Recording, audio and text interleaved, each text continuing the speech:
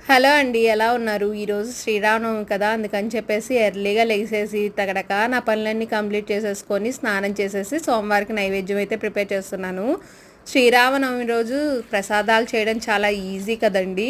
పానకం, వడపప్పు చేస్తే సరిపోతుంది. పానకం చేసుకునేటప్పుడు బెల్లం, మిరియాలు, యాలుక్కాయి, దాంతోపాటు చిటికెడంత ఉప్పు, కొంచెం ముద్ద కర్పూరం కానీ వేసామంటే పానకం చాలా టేస్టీగా ఉంటది. మీరు పానకం ప్రిపేర్ చేస్తారా? కామెంట్ చేయండి. మనం చిన్నగా ఉన్నప్పుడు ఇంట్లో పానకం చేయడానికి నేనంటే నేనని చెప్పి కొట్టుకునే వాళ్ళం. బిందెలు బిందెలు పానకాలు చేసుకునే వాళ్ళం. గుళ్ళ దగ్గరికి వెళ్ళామంటే డ్రమ్ముల నిండా పానకాలు ఉండేవి. చక్కగా స్వామివారి కళ్యాణం చూసేసి ఇంటికి వచ్చేసిన తర్వాత మన పెద్దోళ్ళు మాత్రం టీవీలో ఏ ఛానల్ పెట్టినా రాముల వారి గురించే వేసేవాళ్ళు. ఒక పాత సినిమా చూపించేదాకా వదిలిపెట్టేవాళ్ళు కాదు. ఇంకా నా నైవేద్యం అయితే కంప్లీట్ అయిపోయింది. స్వామివారికి పూజ చేసుకోవాలి. మా పిల్లలేమో స్నానం చేసేసారు. Bye friends, thank you for watching. Please subscribe.